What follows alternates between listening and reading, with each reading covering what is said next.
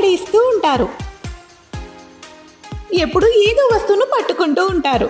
ఆ వస్తువులతో పాటు మరెన్నో జెమ్స్, బ్యాక్టీరియా, దుమ్ము, మట్టి, ఫంగస్, ఇంకా ఇలా ఎన్నో. కానీ ఇప్పుడు కాదు, మనకి ఉంది ఫ్రెష్ టచ్ ఫ్లోర్ క్లీనర్. దీంట్లో ఉన్న ఫార్ములా అన్ని రకాల బ్యాక్టీరియాలను, ఫంగస్ను తొలగిస్తుంది మరియు మీ ఫ్లోర్ని ఉంచుతుంది 99.99% పరిశుభ్రంగా. కేవలం 3 మూతల ఫ్లోర్ క్లీనర్ని బకెట్ నీళ్ళల్లో కలిపేయండి. శుభ్రంగా మీ గదిని తుడిచేయండి. ఇప్పుడు అయింది మీ ఇల్లు సురక్షితంగా మరియు పరిశుభ్రంగా. ఫ్రెష్ టచ్ ఫ్లోర్ క్లీనర్ మీ ఇంటిని ఫ్రెష్గా ఉంచుతోంది. మంత్రి గారు కోమటిరెడ్డి వెంకటరెడ్డి గారు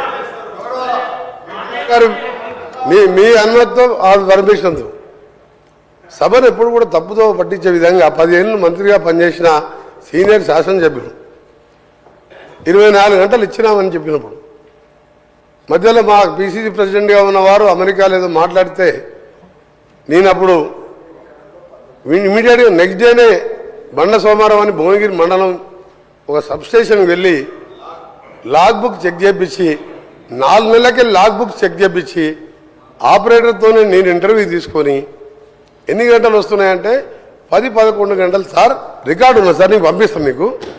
మ్యాక్సిమం అంటే 14 గంటలు, అందులో 5-6 సార్లు పోతుంది కరెంట్ అని ఐలై అనే ఆపరేటర్ రిటైల్ లైన్మెన్ని మళ్ళీ వీలు పెట్టుకున్నారు. గతంలో రిటైల్ లైన్మెన్ అయిన తర్వాత ఐటీఐ చేసిన వాళ్ళని పెట్టేది ఎక్స్పీరియన్స్ లైన్మెన్. ఆయన చెప్పిన రికార్డు పంపిస్తాను ఒకటి ముఖ్యమైనది, ఎందుకంటే సబ్జెక్టు కరెక్షన్, ఎందుకంటే వారు మిస్గైడ్ చేస్తుంది తెలంగాణ ప్రజలు.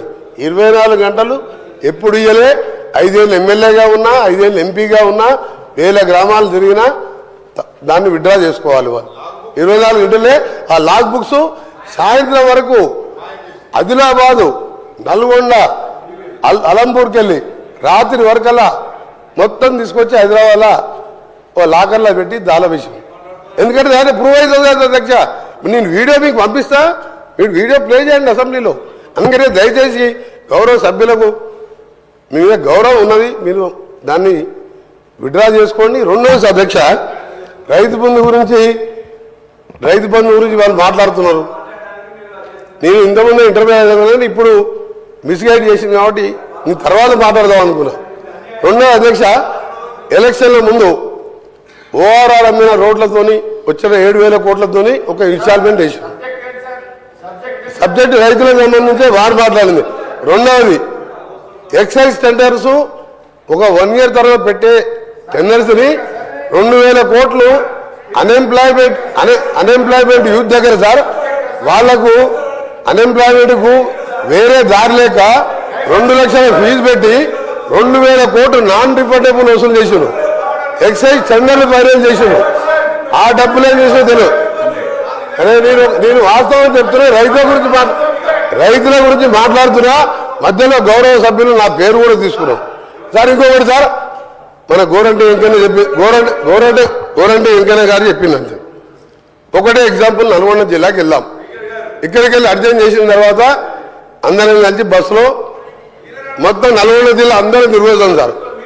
నల్గొండ జిల్లాలో ఒక్క కొత్త ఎకరానికి ఆయకట్టు 10 ఏళ్లలో ఇచ్చినట్టు రుజువు చేస్తే నేను ఇక్కడి నుంచి రాజీనామా చేసి రాజకీయాలు బంద్ చేసుకొని, అంటే నల్గొండ జిల్లా కూడా తెలంగాణలోనే ఉంది సార్ మొత్తం కానీ సార్. నేను చాలా సీరియస్గా చెప్తున్నా. ఎందుకంటే నేను జిల్లాలో ప్రజల మధ్య ఉండే అందరిలాగే నేను కూడా ఒక్క జిల్లా ఒక్క ఎకరానికి సార్, ఒక్కటిసారి ఎగ్జాంపుల్ సార్, మా ఏం మార్పు మా కొండపోచమ్మ, మల్లన్న సాగర్, రంగనాయక్ సార్ కడుపు నిండా నీళ్ళు ఉంటాయి సార్. ఆడ నుంచి ఒక 200-300 కోట్లు పెడితే ఆలేరులో గన్నమల్ల రిజర్వాయర్ వీరే టెండర్ పిలిచిండ్రు, క్యాన్సల్ చేసిండ్రు. 16-20 కిలోమీటర్ లైన్ వేస్తే 1,50,000 ఎకరాలు నీళ్ళు సార్. నీళ్లు లేక ఎండిపోతే మా ఐలయ్య గారు నిన్న 90 చెరువులు నింపుకున్నాడు. Baswapur reservoir sir